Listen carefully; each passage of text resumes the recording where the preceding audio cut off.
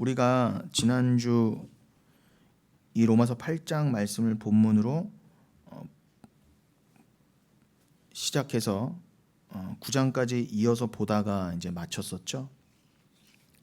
그래서 지금 로마서 8장 31절 이하에서도 확인하신 것처럼 우리의 구원의 확신은 한마디로 무엇입니까? 우리가 구원의 확신이 있다. 그것은 어디에 근거해야 되는 것이라고요? 하나님을 아는 것. 어떻게 아는 것이요? 사랑으로 아는 것. 그 사랑을 하게 됨으로 우리는 믿음을 얻게 되는 것입니다. 그래서 오직 그 사랑으로 말미암는 믿음으로 구원받는 것이니, 우리가 주를 사랑하고 계시면 여러분 이미 성령을 받으신 분이고요. 그래서 성령을 사랑의 영이라는 것이고, 그 사랑의 영이 보증이 되어 여러분들은 확실한 구원 안에 거하시는 거예요. 그러니까 그것을 의심하실 필요도 없고요. 점점 의심하지 않게 됩니다. 내 안에 주를 향한 사랑이 결국 구원의 유일한 확신의 증거이구나. 그래서 점점 더 평안하게 되죠.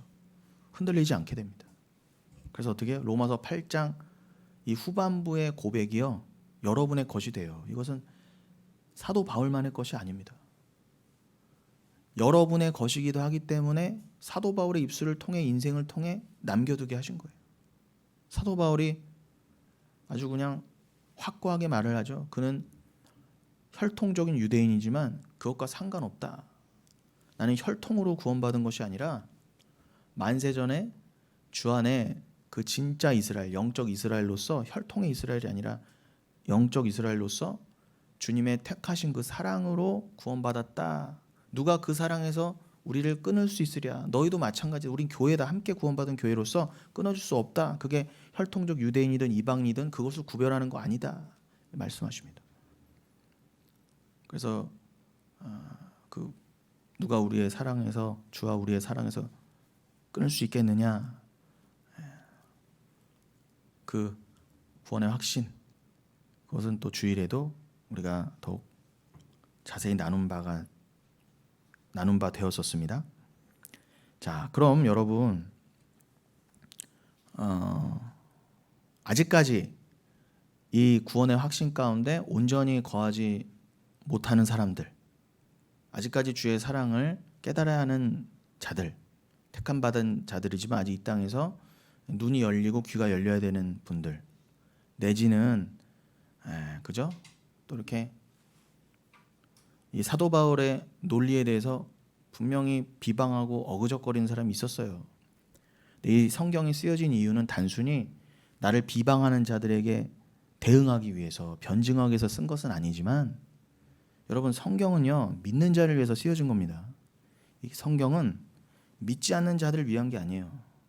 여러분처럼 믿는 자를 위한 거예요. 그러니까 믿는 자만 알아듣기 때문에 또 당연한 것이죠.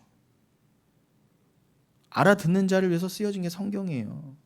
그러니 이것은 단순히 그 비방에 대해서, 따지는 것에 대해서 변증하려고, 변명하려고 쓴 게 아니라, 그 따지는 자들 중에서도 저 같은 자, 처음에는 저도 말도 안 되게 따졌어요. 알지도 못하면서 따졌죠. 저 같은 경우는 유대인도 아닌 주제에 그저 교회가 무작정 싫어서 젊은 치기로 교회 전체를 그냥 싸잡아서 기독교 전체를 그냥 맹목적으로 비난했을 때가 있었습니다. 그도 그럴 게 교회가 다 아닌 거예요. 윤리 도덕적으로 너무 아니고. 근데 그때는 그냥 보이는 것만으로 어찌 교회가 그럴 수 있느냐, 그냥 그래서 비방했지만, 저는 지금은 교회가 아닌 교회를 비방하면 그 교회의 겉으로 드러난 윤리 도덕적 잘못 행함이 아니라 어차피 다 마찬가지입니다. 그것이 부족한 것은. 저는 다만 지금은 그 진리를 말하느냐, 오직 믿음만을 말하느냐로만 기준해서 교회와 교회가 아님을 분별하여 제가 비판하는 것이지, 잘못된 기준으로 맹목적으로 하는 건 아니죠. 근데 이렇게 저같이 뭘 모르고, 또 하나님이 만세전 택하신 백성인데 아직은 무지함 가운데 하나님을 비방하는 자, 그 하나님을 비방하는 게 어떤 죄인지도 모르고 하나님께 함부로 말하는 자, 저와 같던 자들 위해서 사도 바울이, 하나님께서 사도 바울을 통해서 미리미리 벌써 오래전에 성경을 기록해 두신 거죠. 그래서 그러한 자들, 말씀을 듣고 깨우칠 자들, 그리고 내가 죄인임을 깨달아 또 하나님께로 이제 가고 있는 자들에게 믿음을 더하고, 이미 근본적인 믿음이 있지만 아직 궁금한 게 많잖아요. 이런 것은 어떤 뜻일까? 그래서 하나님 말씀 이런 뜻이구나 라고 깨달아 알아서 너무 큰 은혜 가운데, 위로 가운데 거하게 될 자들을 위해서 하나님께서 미리미리 사도 바울을 고민하게 하시고 또 그런 상황과 환경 가운데 처하게 하셔서 이 로마서 같은 성경도 기록하게 하신 거죠. 자, 그러니 여러분, 지금 우리가 로마서 8장 읽은 대로 그래, 주와의 사랑이지, 그렇지. 그런데 주와의 사랑임을 확신하게 되는 분들 가운데에도 저도 옛날에 그랬지만 의문을 가질 수 있어요. 어떤 질문이 나올 수 있습니다. 어떤 질문이요? 그럼 혈통적 유대인은 어떻게 되는 것인가? 우리가 혈통적 유대인은 아니지만 하나님의 은혜로, 정말 말 그대로 오직 은혜로 혈통적 유대인도 아님에도 불구하고 그 예수로, 십자가로 내가 구원을 받았어요. 그 예수는 나의 직계 조상도 아니에요. 그 오직 말씀으로 구원을 받았는데 그 말씀 안에 내가 그저 만세전에 택함받은 백성이라는 이유 하나만으로 주의 십자가의 보혈로 구원을 받았다는 거예요. 그러니까 믿어져요. 그래, 나 같은 죄인이, 심지어는 혈통적으로도 뭐 유대인과 전혀 상관없는 내가, 지리적으로도 그렇고 전혀 하나도 관계가 없는 내가 어떻게 이렇게 구원의 백성에 참여하게 될 수 있었을까? 희한하게 이 시간에 이렇게 떠드네, 저기가. 수요예배 시간. 저로 하여금 게이지가 올라가게 늘 잡아야지. 그런데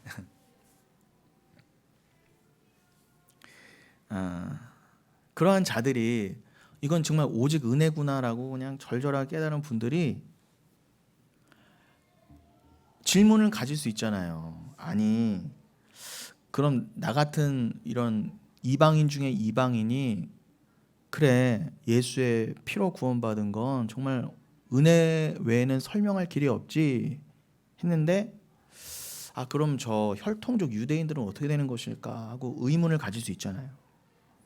하나님께서 그 구약 39권, 그 구약을 통해서 1차적으로는 혈통적인 유대인, 그 지역적 이스라엘에게 하신 약속처럼 보이는 그 약속들은 뭐냐, 그 언약들은 뭐냐, 그건 구언약, 구약이라고도 하는데 그건 뭐지? 그럼 어떻게 되는 거지?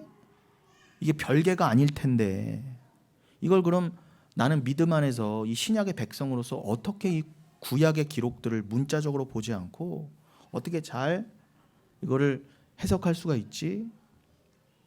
그래서 예수님께서도 마태복음 13장 후반부에 그러셨어요. 천국에 대한 비유를 딱 하시면서 그 말미에 뭐라고 하셨어요? 32절인가 13장? 봐라 여러분, 얘들아, 교회야, 성도들아, 그 당시 예수님 때까지도 있었던 서기관들은 다 바리새인들이나 어떤 율법자들, 그런 근본주의자들, 그런 사람들처럼 독사의 새끼들이라고 욕을 먹는 부류 중에 하나였어요. 그래서 그죠? 율법사, 서기관, 바리새인 다 통으로 하나님께 비판을 받았잖아요. 비난을 받았잖아요. 그런데 예수님께서 진짜 서기관이 누구냐? 진짜 율법학자가 누구냐? 진짜 천국 갈 율법학자? 진짜 하나님 나라의 서기관이 누구냐를 알려주시기 위해서 그런 가짜들도 보이셨던 거예요. 오늘날도 마찬가지죠. 진짜 선지자, 진짜 주의 종을 알게 하시려고 거짓 선지자를, 거짓 주의 종을 오히려 많게 하신 거예요. 당시에도 예수님이라고 하는 참 선지자, 예수님이라고 하는 참 서기관, 예수님이라고 하는 참 율법학자, 그 외에 대부분이 다 가짜였어요. 니고데모 같은 사람도 가짜였다면 할 말 다 했죠. 근데 그 율법학자 중에 율법학자인 니고데모조차도 지옥 갈 수밖에 없었는데 오직 예수님이 귀를 열어주심으로 택하심으로 인해 구원받았다면 유대인도 아니고 율법학자도 아닌 우리는 말해 뭐 하겠어요.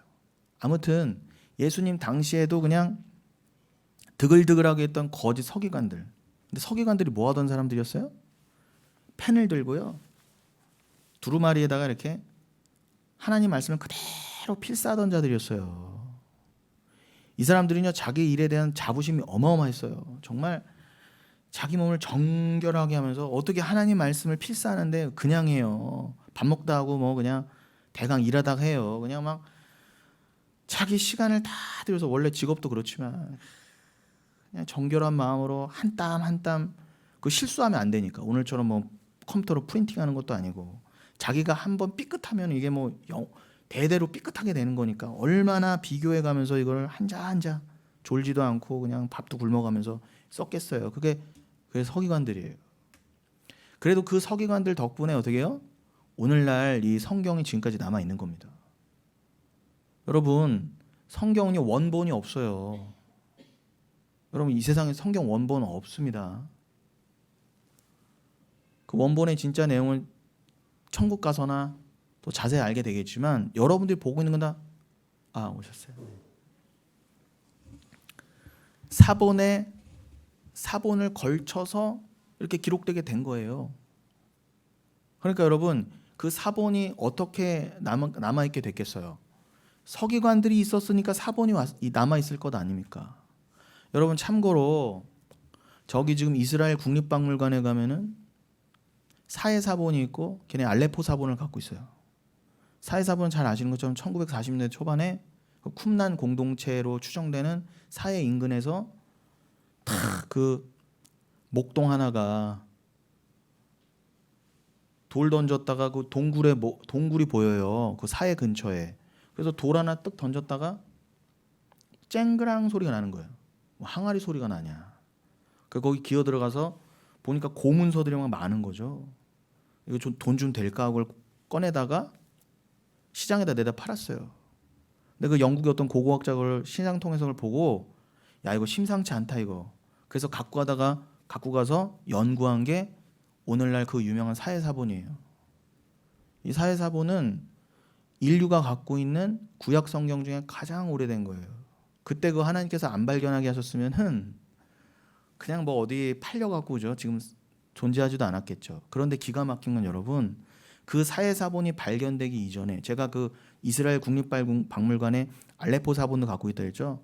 그 알레포는 시리아의 알레포를 말하는데 그 지금의 시리아 지방, 옛날에 아람 지방이죠. 그 시리아의 한 유대인 회당에 갖고 있던 사본을 유대인들이 그 중동 전쟁, 1960년대 그 3차 중동 전쟁이니까 그거 끝나고 나서 그 전인가? 아무튼 예루살렘을 탈환하고 나서 지금의 예루살렘이 공동으로 다 하고 있지만 이스라엘이 그 예루살렘으로 들어가고 지금 그 서안 지역을 웨스트뱅크를 다 지금 원래 팔레스타인 자치 지역인데 자기네들이 점령한 셈이잖아요. 그래서 국제적으로는 거기가 팔레스타인 것도 유대인 것도 이스라엘 것도 아니지만 아무튼 그렇게 예루살렘과 웨스트뱅크를 들어가고 나서 그 사본을요, 알레포 사본을 시리아에서 갖고 왔단 말이에요.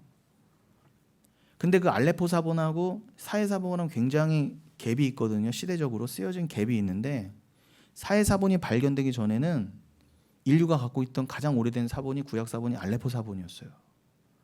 근데 그게 계속 이어져 오면서 오늘날의 성경이 있었던 거거든요. 그런데 늘 다 의심을 하는 거예요, 사람들이. 과연 예수님 당시에 구약 성경을 사람들이 많이, 예수님이, 우리가 복음서를 봐도 예수님이 구약 성경을 굉장히 많이 인용하시잖아요. 그럼 예수님이 그때 보시던 구약 성경이 과연 인류가 갖고 있는 가장 오래된 사본이라고 해봐야 알레포 사본이 기원 후 굉장히 오래 지나서 한 정확한 연대는 측정할 수 없지만 예수님 시대보다 한참 후에 기록된 게 알레포 사본이란 말이에요. 거의 1000년 가까이. 그러니까 사람들 의심할 수밖에 없잖아요. 예수님 당시에 그 읽으신 구약이 과연 우리가 지금 인류가 갖고 있는 사본과 비슷하겠느냐 의구심이 드는 거예요. 그런 찰나에 사회사본이 발견된 거예요. 사회사본은 예수님 당시 때와 거의 동시대의 사본이거든요. 근데 그 사회사본을 그 베두인족 꼬마애가 우연히 발견한, 하나님 입장에서 우연이 아니지만 그 발견된 사회사본을 가지고 그 알레포 사본을 딱 비교해 보니까 거의 일치하는 거예요. 야, 말씀이 이렇게 보존되고 있었구나. 그래서 그 사회사본이 힘을 실어준 거죠. 예수님 당시의 구약 성경이 우리가 읽던 구약 성경하고 거의 같다. 그게 연결시켜준 거예요. 그러니까 그 연결을 해준 도구로 쓰였던 사람들이 서기관들입니다. 이 서기관들. 그런데 예수님께서 제가 아까 말씀드린 것처럼 마태복음 13장 후반부에 어떻게 해요? 참 서기관 얘기를 하시죠. 당시에는 대부분 거짓 서기관이었어요. 바리새인들과 묶여서 욕을 먹던 자들. 그렇게 한 땀 한 땀 성경을 필사하면서 성경을 사랑했던 자들이 욕을 먹었단 말이에요. 그럼 우린 말해 뭐 하겠어요? 왜 욕을 먹었다고요? 그들은 구약은 능통할지 모르나 성경 박사일지 모르나 어떻게 해요? 그것을 새 것, 그 옛 것을 새 것으로 말하지 못하는 자들. 즉 구약을 신약으로, 그 율법을 은혜로, 기록된 말씀을 예수로 풀지 못하고 해석해내지 못하는 자들은 다 거짓이다, 가짜다 그러세요. 그러면서 뭐라고 하세요? 천국의 참 서기관을 얘기하세요. 그 천국의 참 서기관도 어차피 예수시지만 그 천국의 참 서기관은 어떤 자냐? 하나님의 곳간에서, 하나님의 집에서 옛 것과 새 것을 동시에 갖고 내놓는 자가 참 서기관이다 그래요. 그러니까 오늘날 여러분, 제가 아까 말씀드린 것처럼 여러분이 기준하에서 분별할 기준은 딱 하나예요. 저 목사가, 저 주의 종이 뭐 윤리적으로 착하냐, 도덕적으로 뭐 얼마나 청빈하게 사냐, 뭐 얼마나 헌금을 삥땅 안 치냐, 뭐 술 안 먹고 담배 안 먹냐, 이런 거를 보지 마세요. 그건 당연한 거고요. 또 거기는 실수할 수도 있어요. 근데 여러분 그걸로 판단하시면 안 돼요. 겉으로는 판단하시면 안 돼요. 목사도 사람인지라 얼마든지 꾸밀 수 있어요. 광명한 천사의 모습으로 누구보다 그거에 특화된 사람들이 목사들이에요. 정결한 척 보일 수 있는 최고의 전문가들이에요. 그러니 겉으로 보이는 거에 신경 쓰지 마시고 제가 지금 말씀드린 대로 옛 것과 새 것을 함께 내놓을 수 있는 자가 진짜예요, 여러분. 거기에 여러분의 모든 걸 거셔야 돼요.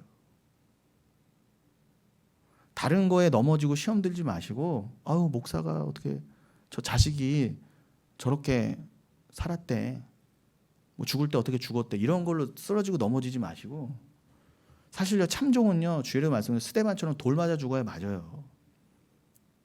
근데 여러분 저 인간 저 돌 맞아 죽었대 그러지 마시고 중요한 건 뭐라고요? 옛 것과 새 것을 정확히 하나로 내놓는. 옛 것만 내놔도 안 돼요. 새 것만 내놔도 안 돼요. 같이 내놓는 자가 진짜예요. 그러니 제가 이 얘기를 왜 했습니까, 여러분? 로마서 8장까지 읽었을 때 그래, 나 같은 자가 이방인 중에 이방인이었던 내가 구원을 받았어. 그거는 참 이해가 되고 깨달아지고 감사하고 너무너무 뭐 백골난망인데 그럼 저 문자적 이스라엘, 저 혈통적 유대인들은 무엇이냐? 그리고 그들에게 허락하셨던 그 구약에 기록된 그 약속, 1차적으로는 그 혈통적 이스라엘에게만 주어진 것 같은 그 구약은 도대체 뭐냐?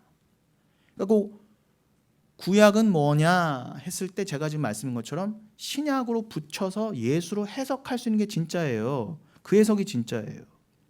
그러니까 예수로 읽으라고 구약을 주신 건데 구약과 신약을 나누면 안 된다요. 쉽게 말하면요. 근데 죄송하지만 대부분이 나눠요. 합체를 못 한다고요. 그냥 구약은 읽고 윤리 도덕으로 끝내요. 잘 살자, 착하게 살자, 행복하게 살자 우리끼리. 이렇게 하면 여러분 복 받습니다. 더 나가면 어떻게 나 목사처럼만 살아라 복 받습니다 여러분. 이렇게 끝나는 거예요. 이렇게 하면요 애도 많이 낳고요. 이렇게 하면 부자도 되고요. 이렇게 하면 장수하더라고요 여러분. 이렇게 다 글로 가요. 그도 그럴 게 예수를 부정하는 자들은요 실컷 그냥 말씀 한 구절 읽어놓고 자기 얘기하면 돼요. 이 땅의 것 빌어주면 됩니다. 그럼 누가 돌들어 던지지도 않고, 설교도 쉬워요. 공부할 거 없어요. 그냥 보이는 대로 해석하면 돼요.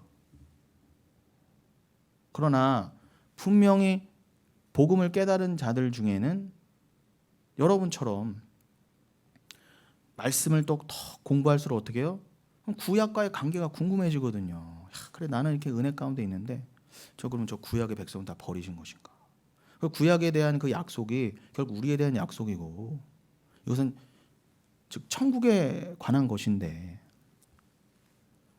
그렇다 하더라도 이 문자적인 약속이 1차적으로 주어졌던 구약의 이스라엘은 어떻게 되는 것인가에 대한 질문이 자연스럽게 있을 수밖에 없겠죠. 하나님께서는 아브라함과 이삭과 야곱과 모세와 다윗 등을 통해서 이스라엘에게 수많은 약속을 해 오셨는데, 만일 그 약속도 안 지키는 분이라면, 보세요. 이것을 구약의 언약을, 약속을 잘 이해하지 못하면 뭔가 약속이 끊긴 것 같거든요. 아니, 저 혈통적 아브라함의 족속들이 있는데 그게 이스마엘의 족속이든 뭐 어쨌든 아브라함에서 나온 뿌리잖아요. 근데 그냥 문자적으로 1차적으로 우리 눈으로 봤을 때는, 지금 이 땅의 현상으로 봤을 땐, 예를 들어서 또 다윗의 혈통은, 다윗의 왕국은 영원히 이어지리라, 대대로 너의 아들들이 왕권을 유지하리라 했는데, 지금 여러분 이스라엘 땅에 다윗의 혈통이 지금 왕으로 하고 있어요? 아니잖아요. 지금 엉뚱한 사람이 대통령하고 있잖아요. 그러니까 해석이 안 된다니까요.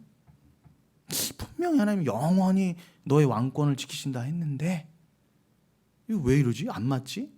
이런 의문이 생길 수밖에 없죠. 물론 여러분들은 이미 천국으로 예수로 다 그걸 답을 얻으셨지만, 그것만 보더라도 다윗이 가리킨 바 예수고, 다윗의 왕권은 예수가 영원토록 다스리실 하나님 나라를 상징하는구나, 대번에 알지만, 더 성경을 보다 보면 왜 집중하게 돼요? 우리에게도 약속을 주셨으니 하나님이 약속에 대해서 신실한 분이라는 것을 깨달을수록 예수를 통한 나에게 주신 그 약속도 변함이 없겠구나, 더 확신을 할 수 있잖아요. 구원의 확신을 가질 수 있잖아요. 그러니까 나에게 직결된 문제다 보니 겉으로 보기엔 구약의 딱 논리적으로 안 맞아 보이는 부분들이 궁금해질 수 있잖아요. 저만 그랬나요? 그런 질문이 생길 수 있잖아요. 그런데 그거에 대해서 이미 서두에도 말씀드린 것처럼 이미 사도 바울을 통해, 로마서를 통해 다 알려주셨더라, 이 말입니다. 저같이 따지고 캐물을 인간들을 위해서 하나님의 신실하심에 대한 도전이 털끝만큼도 없도록 다 말씀을 통해서 조치를 해놓으셨어요. 그래서 저같이 의심 많은 사람도 의심할 수 없도록. 그래서 사도 바울이 하나님께서 약속하신 구약의 모든 약속은 혈통적 아브라함의 자녀에게 하신 것이 아니라 영적 이스라엘, 즉 약속의 자녀에게 약속하신 것이다 라고 사도 바울이 로마서 9장을 통해 말을 해요. 그래서 우리가 지난주에 로마서 9장을 본 거예요. 그래서 그 로마서 9장까지 9장을 좀 보다가 지난주에 마무리하지 않았습니까? 그래서 오늘 계속 이어가겠다, 그 뜻입니다. 서설이 좀 길었지만. 자, 그래서 아브라함은요, 그 증거, 구약의 약속의 결국은 그냥 구약에서 끝난 것이거나 신약과 연결되지 않는 것이거나 그냥 그 혈통적 유대인만을 위한 것이다. 그래서 뭐 장수하고 복받고 자녀 많이 낳고 땅을 많이 얻고 이런 게 우리하고는 상관없는 거 아닌가? 아니, 우린 영적 이스라엘이라면서. 그러니까 그게 연결되려면 여러분 예수 그리스도가 필요한 거예요. 그래서요, 믿음이 필요한 거예요. 그래서 이게 나누어진 게 아니다. 그러니까 여러분, 여러분이 뭐 신학적으로 이렇고 저렇고 뭐 잘 모르셔도 돼요. 그런데 하나만 보시면 돼요. 구약과 신약을 나누면 안 돼요. 근데 가만히 보세요. 그냥 구약만 얘기하다 대부분 끝나요. 절대 예수 그리스도를 안 갑니다. 그 뭐 장로교나 정통 교단이라고 한데도 그럴진데 이단은 말할 거 무엇이며. 우리가 기존에 있던 교회도요. 저는요 정말 죄송한 얘기인데 대놓고 그래요. 뭐 신약 박사래요. 그래서 구약을 부정합니다. 그런 사람이 목사를 해요. 기존 교단에서. 그런데 기가 막힌 게 또 뭐 금요철이나 이럴 때는 또 구약을 본문을 잡아요. 아니 구약을 부정하는 사람이 구약을 본문으로 잡는다니까요. 저 인간은 뭐냐 그랬더니 하는 말이 뭐냐. 그러니까 신약 박사인데 그냥 구약을 쭉 읽으면서 한 절 한 절 풀어는 주는데 그냥 말 그대로 누구나 할 수 있는 풀이 있잖아요. 그냥 그러고 말아요. 신약 박사란 사람조차도 그 구약을 가지고 신약을 연결을 못 하더라고요. 그거 하라고 신약 박사까지 시켜놓은 건데 교회에서 돈 들여가면서. 그런데 예수 얘기를 한마디도 안 하고 그냥 끝내더라는 거죠. 제가 그냥 거기서 박차고 일어나고 싶었는데 그때 박차고 일어났으면 2016년에 그때 박차고 일어났으면 여러분을 못 만났겠지. 여러분을 만나시라고 그때 좀 참았나 봐요. 그 말도 안 되는 설교들을 들으면서 나는 저렇게 하지 말아야지. 나는 저렇게 하지 말아야지. 저거는 지나가는 개도 하겠다. 저 정도는. 여러분 이단 중에 이단들은요 특징이요 구약과 신약을 철저하게 나눠요. 절대 안 붙입니다. 그래서 어떻게까지 가요? 구약의 구원 따로, 신약의 구원 따로 있다 그래요. 구약 이스라엘의 구원이 따로 있고 교회를 위한 구원은 따로 있다는 거예요. 그래서 하나님이 구약의 백성들을 구원하시려고 그러는데 안 돼. 하나님 능력이 좀 부족한 것 같아. 그래서 구원을 이방인으로 틀었다는 거예요. 그런데 그 이방인을 위한 구원을 위해서 예수의 십자가가 따로 섰다 이렇게 말을 해요. 근데 그 이단만 그렇게 말하는 게 아니에요. 교묘하게 보세요. 가만 보면요. 그렇게 구약과 신약을 구분하는 기존의 기성 교회들도요. 결국 이단과 한 통 속에 말을 하는 거예요. 구약의 구원과 신약의 구원은 따로 있지 않습니다. 제가 늘 말씀드리잖아요. 십자가는 만세전에 섰고요. 여러분 이미 만세전에 함께 예수의 피로 구원받기로 작정된 분들이에요. 이 땅에 혈통적 이스라엘로 옛날에 태어났건 지금 대한민국의 한국 사람으로 태어났건 그게 다를 뿐이지 원래 다 하나로 있었어요. 그래서 성경에서도 곳곳에 만세전에 하나님과 아들이 언약했다 그러지 않습니까? 여러분을 구원하시기로. 그건 십자가를 이미 만세전에 약속하셨다는 거예요. 신약 때 들어서 급하게 이 땅에 들여온 게 십자가가 아니라 말입니다. 그러니까 만세전에 여러분은요. 그 혈통적 이스라엘이건 한국 사람이건 천국 갈 사람은 만세전에 교회란 이름으로 함께 구원받았다. 그래서 계시록에서 4장 같은 경우에는 24장로가 나오는 거예요. 24는 어떻게 쪼개져요? 12지파, 12사도. 그래서 계시록 21장이나 22장에도 그 12이 많이 나오잖아요. 구약의 12, 신약의 12. 구약의 12지파의 이름이 있고 신약의 12사도 이름이 있다. 그게 다 여러분의 이름이에요. 그러니까 교회 대표잖아요. 걔네들이. 그래서 24인 거예요. 12만 있을 수도 없어요. 구약의 12, 신약의 12.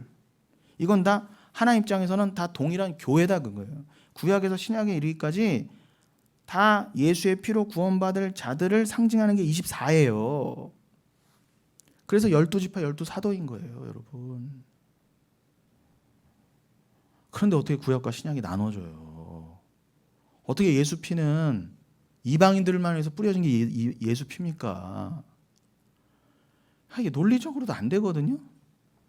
근데 글로 다 가는 글로 다 가. 이상하네 이거 이상하네. 이거 세상 제일 멍청한 얘기인데 이게 구약과 신약을 나누는 게.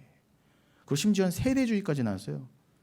2단은 아닌데 2단 거의 제가 하면 2단이에요. 이 말하면 또 달려들겠지만 다 세대주의는 2단입니다, 여러분. 기존 교회에서 다 세대주의 가르쳐줘. 요즘은 대놓고 세대주의도 안 가르쳐요. 자기들도 논리에서 밀리는 거 알거든요. 그러니까 말도 안 하지만 그렇다고요. 또 세대주의 설명해봐 그러면 설명도 못해요. 기존 교회는요. 세대주의가 그거예요. 구약 때부터 신약을요 쉽게 말하면 7세대로 나눠서 쪼개는 거죠. 말씀 절대 쪼개면 안 됩니다, 여러분. 하나로 보셔야 돼요. 그래서 구약과 신약 대번에 나눠요.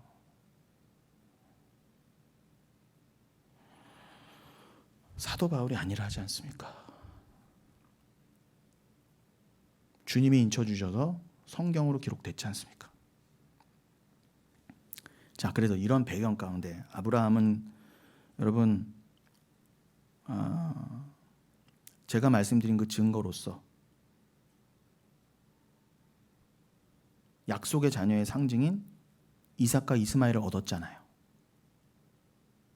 그래서 그것을 들어 여러분이라는 영적 이스라엘이 진짜 약속의 자녀가 받은 그 구원이라고 하는 언약에 대해서 설명합니다.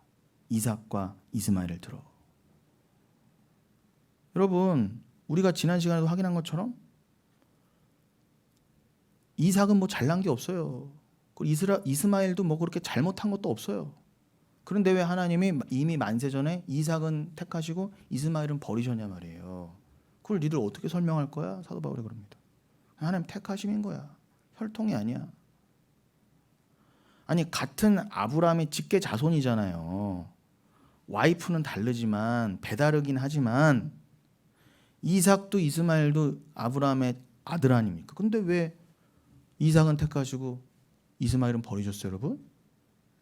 우리가 뭐 지금까지 영혼교회에서도 수시로 나눴잖아요. 왜 이삭이어야만 하는지. 갈라디아서 3장 16절로도 설명됐잖아요. 그러니까 쉽게 말하면 아브라함의 씨 이삭을 갈라디아서라는 신약으로 옛 것을 새 것으로 풀지 못하면 가짜라 말입니다. 제 말은요. 근데 사도 바울이 친절하게 제발 붙여서 이해해라라고 갈라디아서 3장 16절까지 남겨놨어. 그런데도 나누는 인간들은 뭐냐는 거 도대체. 이해해 주십시오. 저는 설교하면 자꾸 열이 나요. 아무리 생각해도 이해가 안 돼. 그런 이단들이.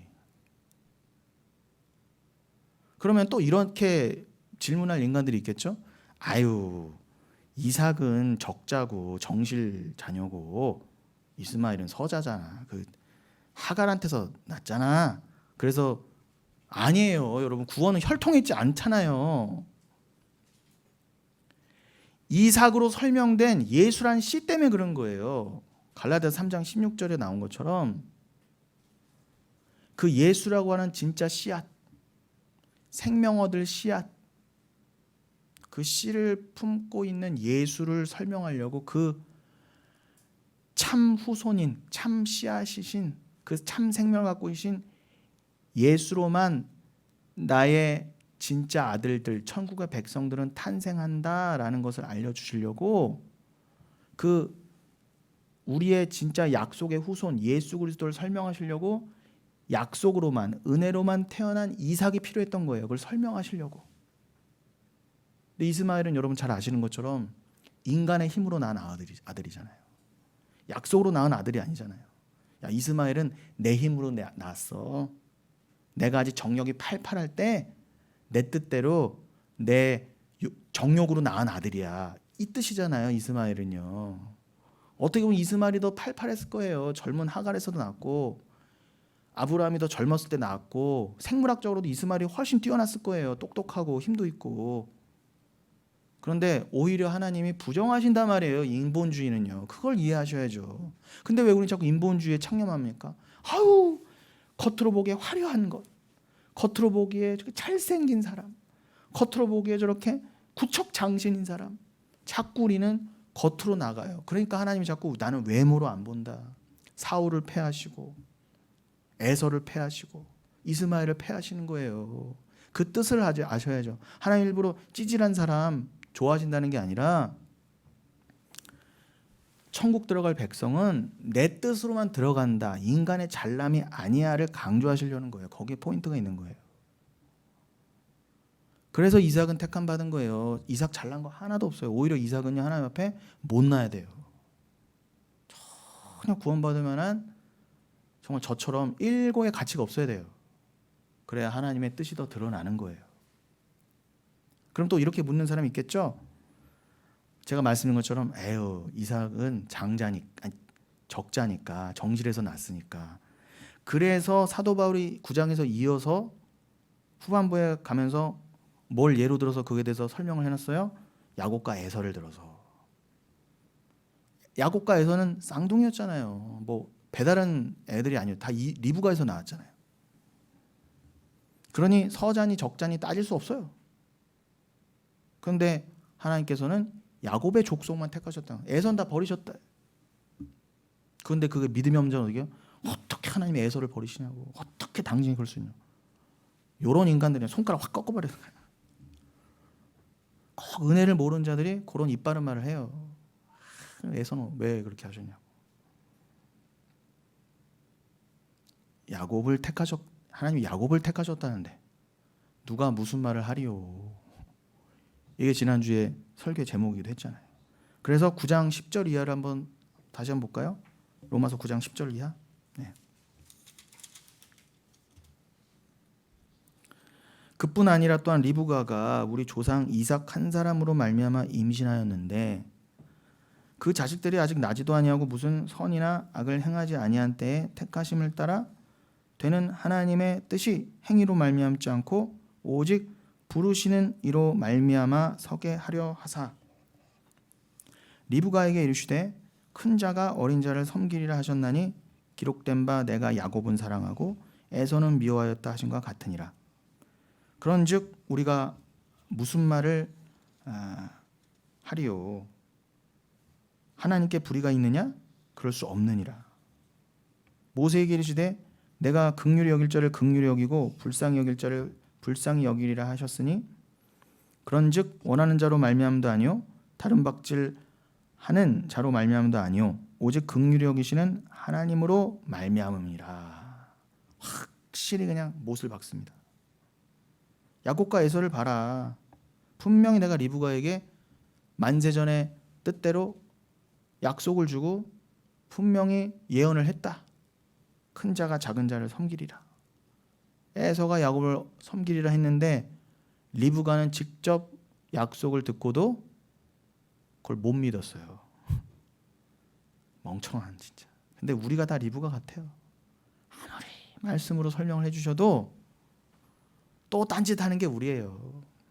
그런데도 불구하고 하나님은 당신의 뜻하신 바를 이루신다예요. 우리의 멍청함에도 불구하고. 우리가 아무리 초를 치고 우리가 아무리 하나님이 원하시지 않는 방향대로 사는 것 같아도요.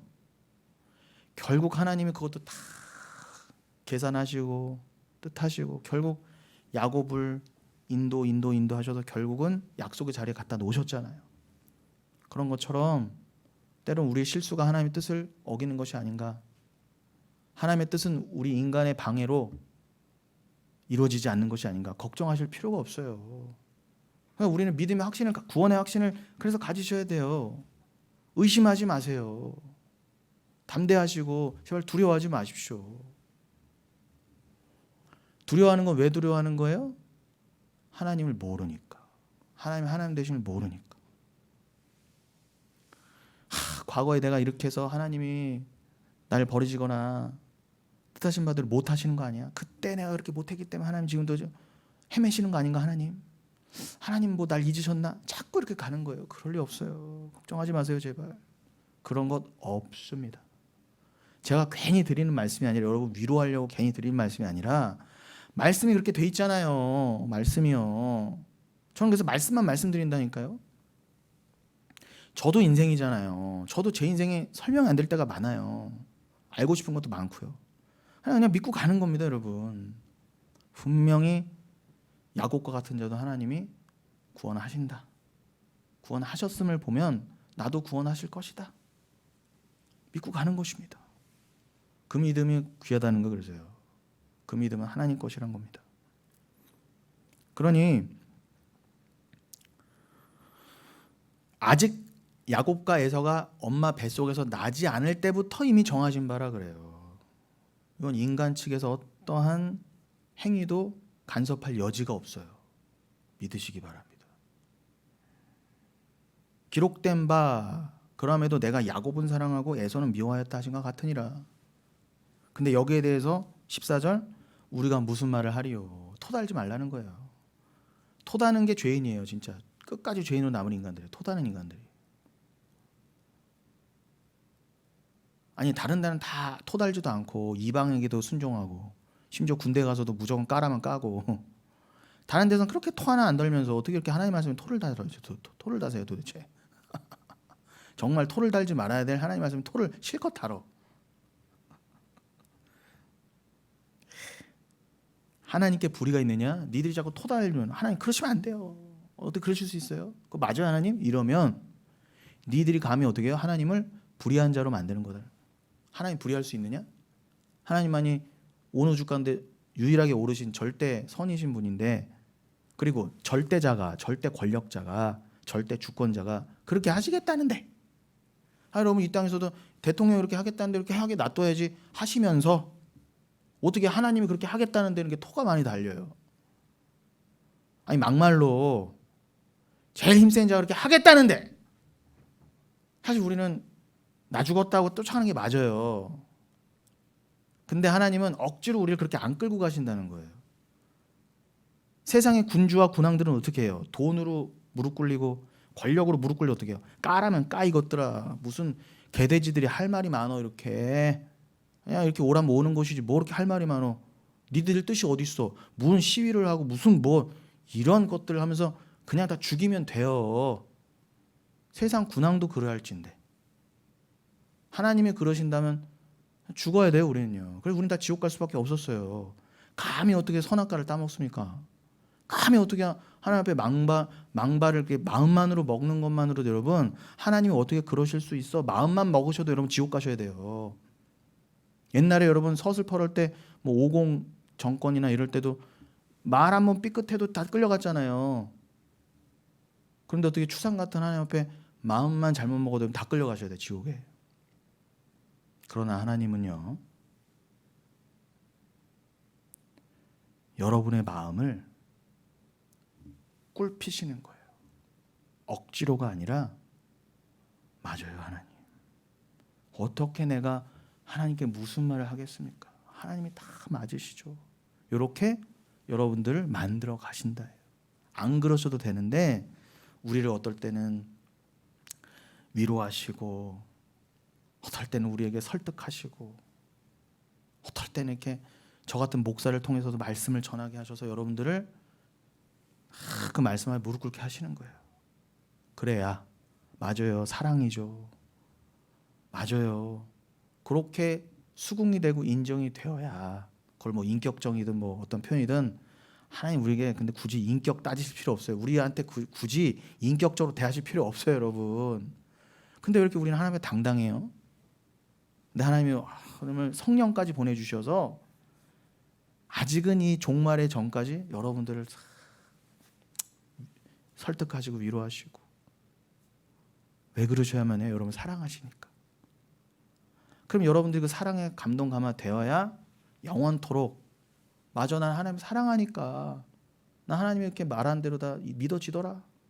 하나님 이끄신 대로 끌려가더라. 나 하나님 그냥 나 하나 잘난 거 없는데 하나님이 천국 그냥 인도해 주셔서 데려가고 보니까 눈 떠보니까 천국이네? 이렇게 돼야 되는 거예요. 난 좀 머리 극적이면서 그냥 아무 면목 없는데 아유 주님 죄송합니다. 그래서 좀 봐주세요. 그런 면목 없음으로 가셔야 돼요. 무슨 잘남이 있어요. 근데 영원토록 그 하나님을 이렇게 사랑하고 인정이 되고 수긍이 돼야 영원히 하나님을 순종할 거 아닙니까? 하나님만이 왕이시죠. 하나님만이 영광 받으셔야죠. 요게 이 땅에서 안 되면 여러분 거기서 금방 반란이 일어날 거 아니에요. 또 죽창 들고 일어나려고 그러고 또 선악과 따먹으려고 할 거 아닙니까? 거기서도. 근데 여러분 이제 영원한 새하늘 새 땅에는 옛날에 에덴처럼 예단과 이 땅처럼 선악과도 없는 곳이에요. 다 끝났다는 거예요. 거기는요. 영원토록 섬김과 순종만 있다는 거예요. 이제 그런 거에 대한 갈등도 없어. 내가 계속 순종해 말어. 아, 이거 진짜 내 영원토록 주님 사랑해야 돼. 이거 진짜 내가 못할 것 같은데 이럴 고민조차 없는 곳이에요. 너무 자유한 곳 아닙니까? 어떠한 죄가 다 사라지는 곳이에요. 완성되는 곳이에요. 저는 그래서 빨리 가고 싶어요. 제발. 고민할 것도 없잖아요. 거기서는요. 내가 무엇을 먹든 무엇을 말하든 무엇을 생각하든 하나님과 합한 자가 되는 거 아닙니까? 마음이요. 말 그대로 우주보다 더 큰 자가 되는 거잖아요. 자유한 자가 되는 거. 주님과 하나가 되는데 하나님 우주보다 크신 분인데 나도 우주보다 큰 자가 자기 확장이 되는 거잖아요. 나의 부인으로 말미암아. 그 넓은 곳으로 빨리 가고 싶다예요. 이 갇힌 곳 말고요. 그럼 여러분 그 순종이 되게 하시려고 영원한 사랑의 순종 억지로가 아니라 마음은 저 인간 저거 그냥 내가 그냥 조금만 힘만 더 세줘봐. 내가 한 시간만 지나봐. 저 인간 저거 내가 기회만 받다가 내가 그냥 확 엎어야지. 요럴 마음이 있는 자를 어떻게 천국에 받아요. 근데 하나님은 다 마음의 중심을 보셔서 그런 인간들을 받지도 않으실 뿐더러 거기선 영원토록 그런 마음이 1절 단 0.001초도 안 들게 만드실 수 있다예요. 여러분 생각해 보세요. 갈 때보다 더 흔들리는 게 인간 마음이라면서요. 여자는 갈 때라면서요. 지금 제 설교를 듣고 있는 이 순간에 여러분 5만 가지 생각이 다 드실 거예요. 저 목사 이렇게 길게 해부터 오늘 왜 저렇게 머리가 저래부터 수시로 마음이 흐트러지잖아요. 여러분 수시로 오늘 점심 뭐 먹지? 그런데 여러분 그게 인간 마음인데 어떻게 영원토록 그 흐트러짐 없이 주님만 이게 가능하냐 말이에요. 믿으세요 여러분. 가능하게 된다니까요. 그건 상상할 수 없는 곳이잖아요. 또 상상이 돼도 그건 천국이 아니야. 천국은 상상할 수 없는 곳이 맞아요. 함부로 상상이 되면 안 돼요. 천국은. 그 천국을 오직 성경에만 남겨놓으셨다요. 주님을 통해서. 그래서 여러분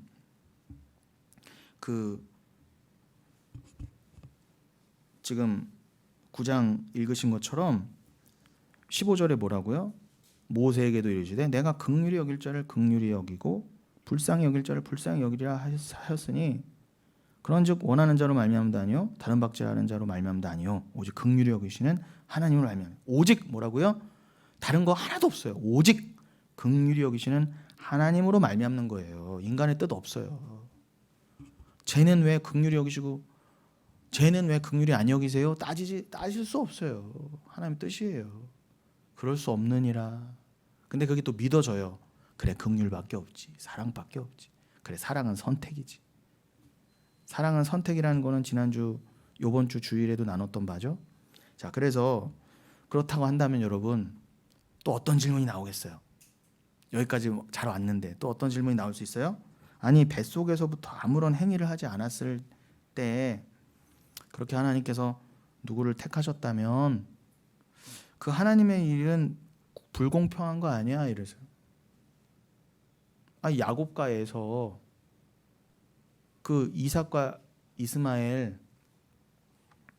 걔네들이 아무런 행위를 하지 않았잖아요. 엄마 뱃속에서 하긴 뭐래요. 탯줄 끊어지면 죽을 피덩이들이요. 그냥 받아먹고 가만히 있었잖아요. 그런데 하나님 얘네들이 아무것도 안 했는데 얘는 택하고 얘는 버리시면은요 그거 너무 불공평한 거 아니에요? 그렇게 또 생각이 들 수 있어요. 삐끗. 원래 그런 마음도 먹지 말아야 되는데 워낙 우리는 죄인이라 이 땅에 있을 때는 이 말하는 게 죄요 생각하는 죄야 꼭 엉뚱한 생각해요. 이거 하나님 불공평한데. 그때 바울은 그래서 원죄 얘기를 하는 거예요. 그 하나님의 처사는 불공평한 것이 아니다.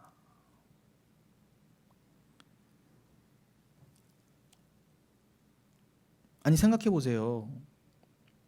만약에 이삭과 이스마엘, 야곱과 에서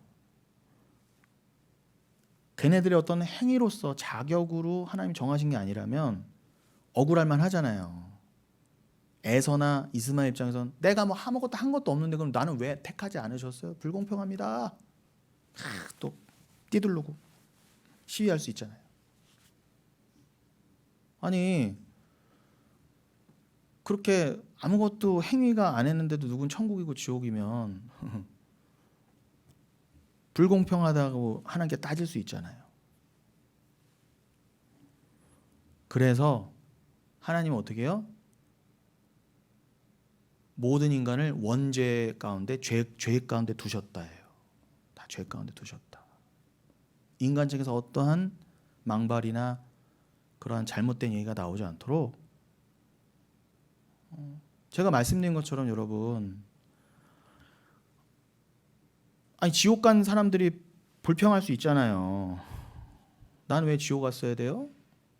아니 천국 간 사람들이야 은혜로 들어갔다고 감사하다고 하지만, 면목 없이 들어간다 하지만, 지옥 간 사람들은 나는 도대체 뭐 한 것도 없는데 그럼 난 되게 착하게 살았어.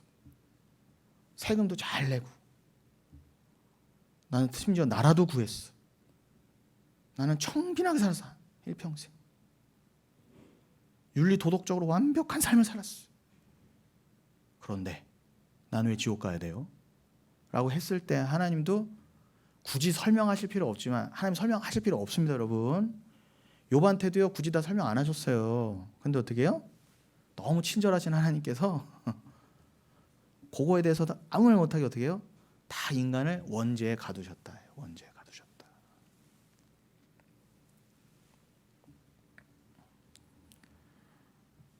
그래서 모든 인류는 다 죽었어야만 했어요 여러분. 인간은 날 때부터 죄인이었다. 그래서 제가 죄가 무엇이냐를 그렇게 지금까지 내내 설교 때마다 말씀드린 거예요. 그래서 우리는 죄인입니다를 말씀드릴 수밖에 없었던 거예요. 그래야 논리적으로도 은혜가 설교가 가능해요. 그러니까 여러분, 오직 은혜를 말하려면 죄가 뭔지부터 알아야 돼요. 나는 왜 죄인일 수밖에 없었나. 이게 수긍이 안 되는데 은혜가 은혜로 오겠어요 여러분? 밍숭맹숭한 거예요. 그래서 모든 교회가 은혜가 어쩌고 해도 밍숭맹숭하고 수박 겉핥기로 가고 세상에 창념하고 세상으로 돌아가고 뜨겁지 않은 이유는 뭐라고요? 은혜가 은혜로 느껴지지 않아서 그런 거예요. 그래서 제가 은혜가 은혜되게 해드리려고 항상 치밀하게 죄론을 갖다 붙이는 거예요. 설교 때마다 앞에다가. 사도 바울도 그랬거든요. 저만 그런 거 아닙니다 여러분. 다른 목사들이 다 그렇게 안 했다 하더라도 사도 바울이 그렇게 했다면 설득력 있는 거 아니에요? 근데 왜 다 사도 바울을 오해하는 거예요 다. 정말 사도 바울이 천국에서 편안하게 계셔야 되는데 사도 바울님께서 맨날 억장이 무너지고 아주 뒷골 땡겨 진짜 저 인간들 왜 이렇게 내 말을 못하기 오해하는 거야. 불쌍해 죽겠어. 그래서 그럴 일은 없지만 잘 계시겠지만 입장 바꿔놓고 생각하면은 진짜 스트레스 받을 것 같아요. 나는 저렇게 하려고 저 로마서랑 써놓은 게 아닌데 100이면 100 잘못 가는 거예요.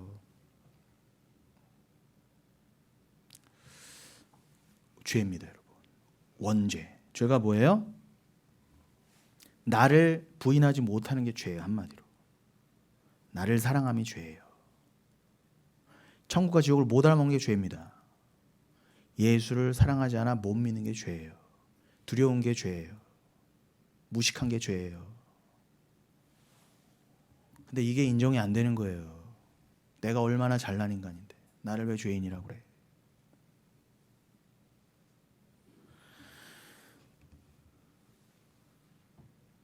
우리는 여러분 논리적으로도 다 죽었어야만 해요.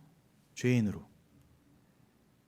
그런데 하나님께서 어떤 자들은 아무 이유 없이 긍휼, 딱 지금 로마서 9장 15절 16절 읽은 대로 오직 긍휼이 여기심 그 하나만으로 어떻게 해요?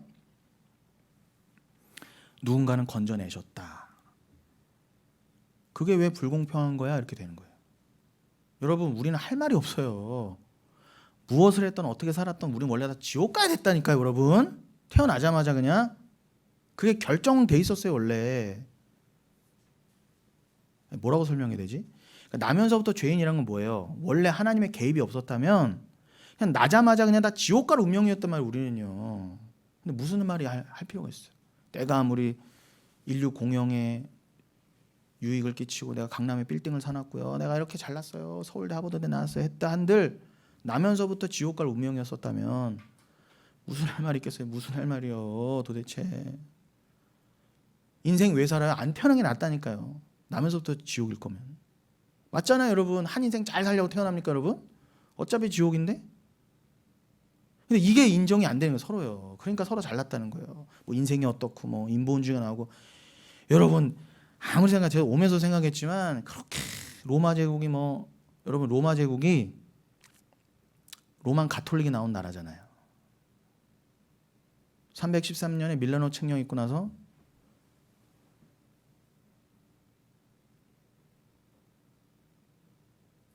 누굽니까? 갑자기 이름 생각이 안 나요. 황제, 밀라노 칙령 황제.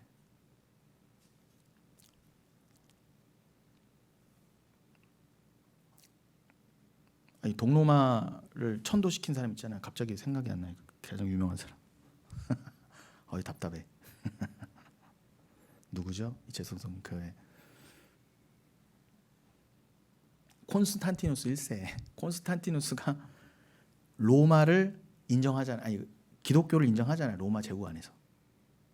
그리고 나서 테오도시우스 황제가 국교를 인정합니다. 좀 있다가. 그랬던 나라예요. 로마가요. 그런데 서로마 제국이 이제 게르만족한테 망하고 나서 그 테오도시우스 황제 이후로 동로마 서로마가 완전히 쪼개졌죠.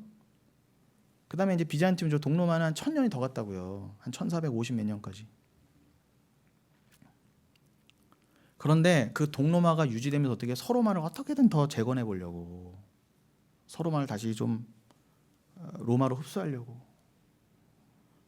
이 기독교 문화를 시작했더니 찬란한 로마 제국. 그래 봐야 어떻게 해요? 그 동로마 제국이 망하던 시기와 거의 비슷하게 예전에 서로마 제국이었던 땅에서 뭐가 피어올랐어요? 어떤 운동이 일어났죠? 문예부흥, 르네상스가 일어나잖아요. 여러분 인간들은요 인류사의 르네상스를 엄청 쳐줍니다. 오죽하면 교과서에도 나와요. 그래서 르네상스를 잘 알아야 서울대도 보내줍니다. 그만큼 인간은 썩었어요. 근데 르네상스가 한마디로 뭐예요? 우리 하나님 뜻대로 살지 말자예요. 쉽게 말하면요. 인본주의로 살자예요. 그래서 르네상스 그러는 거예요. 인간끼리도 바벨탑 세우며 살 수 있다. 잘 살 수 있다. 하나님 없이도. 근데 또 그도 그럴 게 로마가, 이 로만 가톨릭이 하나님을 잘못 전한 거예요. 그 밑에서 또 반란이 일어난 거죠. 제가 이 말씀을 왜 들었느냐? 인간은요 이렇게 금방 타락해요. 그렇게 뭐 하나님 어쩌고저쩌고 뭐 국교로 세운다, 뭐 하나님 최고입니다 그랬다 어떻게요? 금방 1000년도 안 돼서 어떻게 해요?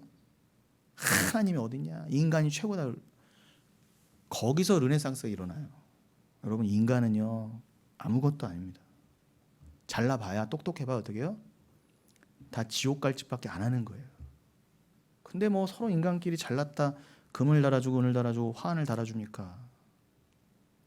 여러분 인본주의는 다 배격돼야 돼요. 근데 그 잘난 인본주의가 오늘날 교회를 다 장악했어요. 그래서 오늘날 교회는 아무것도 아니라는 거예요. 제가요. 아무리 크고 아무리 대단해 보여도 그건 아닙니다. 오히려 죄만 쌓는 거예요. 그래서 여러분 말씀을 마무리하겠습니다. 이때 바울은 모든 인류는 원죄가 있어서 날 때부터 다 죄인이다를 천명하는 거예요. 그래서 모든 인류는 다 죽어야 한다. 남겨놔 봐야 르네상스 이런 말이나 하고 난리치는 이런 인간들. 그런데 하나님께서 그 다 죽어야 될 인간 중에서 건지시는 게, 그게 왜 불공평하냐? 그러면서 어떻게 해요? 19절 이하 드디어 거기서 토기장의 비유가 나오는 거예요. 너무 좋아.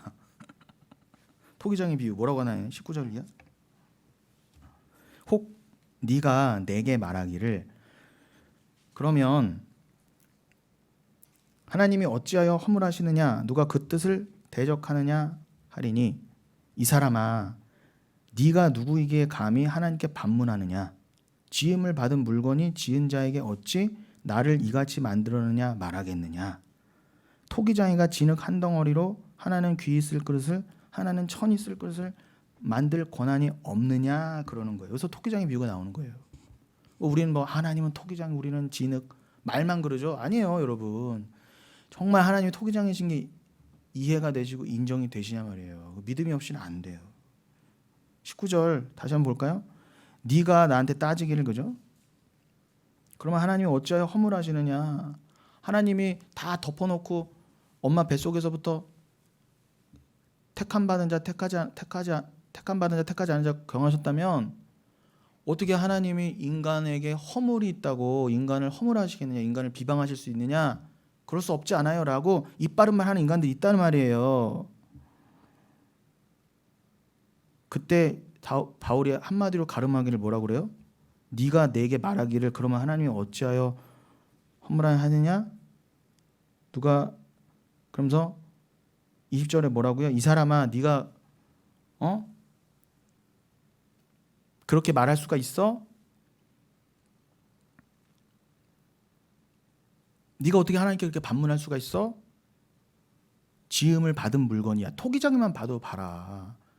토기장이가 그냥 만들어진 게 아니라는 거예요. 토기장이란 직업이 너 토기 구워서 잘 구워 먹고 살아라 이게 아니라 하나님은 토기장이심을 알게 하시려고 토기장이란 직업도 주신 거예요. 아니, 토기장이만 봐도 알지 않니? 도대체 토기장이 보면서 니들은 뭘 느끼니? 토기장이가 여러분 이걸 만들었어요. 이걸 지금 매주 여러분이 비싼 데나 이렇게 생수를 담아 주시잖아요. 근데 이걸 만든 자가 혹시 이걸 쓰는 자가 이게 막 금박이 순금이야. 막 몇백만 원짜리. 이걸 가지고 저기다가 개밥 그릇을 쓴다고 한들 누가 책 잡겠어요? 누가? 주인이 이렇게 하겠다는데 그릇이 디모데 후서에도 나오죠. 그릇이 나를 왜 이렇게 쓰시는 거예요 도대체? 나는 이렇게 금으로 만들었는데 하나님 나를 이렇게 괄세도 유분수지 말할 수 없다는 거예요. 하나님께서 그렇게 하시겠다는데 하나님 만세전에 귀 있을 그릇과 천 있을 그릇을 나누셨다는 거예요. 하나님의 집에 그릇을 종류대로 이거는 국그릇 해야 이건 밥그릇 해야 정하셨다는 거예요. 근데 우린 또 어떻게 해요? 고린도후서 4장 7절 우린 다 질그릇이에요. 다 깨져야 될 그릇입니다. 그릇 자체가 뭐가 그렇게 귀합니까? 그릇의 가치는 어디서 온다고요? 그 안에 뭐가 담겼느냐. 아무리 질그릇이어도 그 안에 보배가 담기면 그릇도 귀한 것처럼 그러나 금그릇 안에 쓰레기 담아놓으면 같이 쓰레기 되는 것처럼 중요한 건 그릇이 아니에요 여러분. 중요한 건 그릇이 아니에요. 근데 자꾸 그릇 측에서 할 말이 없다. 인본주의 측에서 할 말이 없다. 그 안에 담긴 게 중요한데 하나님이 우리라는 그릇 안에 뭘 담으셨다? 예수 그리스도라는 보배를 담으셨다. 진리를 담으셨다. 그래서 여러분이 귀하다는 거예요. 근데 여러분이 천국에 가면 어떻게 해요? 그 질그릇 같은 여러분을 다 깨서 자기 부인시켜서 어떻게 해요? 여러분을 자유케 해서 예수만이 드러나게 하는 거예요. 그리고 여러분이 예수를 담았던 그릇으로 인정해 주셔서 여러분도 그냥 예수로 인정. 그래서 여러분이 그릇이었는데 여러분도 내용물로 하나 되게 만들고 그냥 내용물로 살게 하신다는 거예요. 천국에서 쉽게 말하면요. 그런 여러분 감히 그릇이 보배가 된다잖아요. 저는요 이거보다 더 큰 복이 어디 있어요. 근데 그 앞에서 또 퍽 주세요. 왜 퍽 안 주세요? 이럴 수 없는 거예요. 은혜를 알면. 그럴 수 없는 거예요. 구약의 복이 너무 좋아 보여. 장수하고 부자 되고 애 많이 나고 그 복을 지난 시간에 말씀드렸죠. 그 복을 통해 저기를 알라고 주셨는데 구약과 신약이 같이 못 가서 그런 거예요. 거짓 서기관 때문이고 그 말씀을 이해하지 못하는 그 사람의 죄 때문인 것입니다. 그러니 여러분 천국의 서기관처럼 여러분 구약과 신약을 잘 예수로 하나로 받으셔서 제발 흔들리거나 끝까지 넘어지지 마시고 하나님이 넘어지지 않게 하실 인생은 끝까지 넘어지지 않게 하시지만 저로서는 목사 입장에서 여러분을 꼭 넘어지지 않고 끝까지 잘 가시 가셨으면 하는 마음에, 애타는 마음에, 오늘도 좀 길어졌지만 저에게 애탐으로 이해해 주시고, 이어서 다음 주에 또 9장 10장을 이어서 계속 가도록 하겠습니다. 여러분 이 은혜 가운데 늘 기쁨과 감사함과 평안이 넘치시기를 예수님의 이름으로 축원드리겠습니다.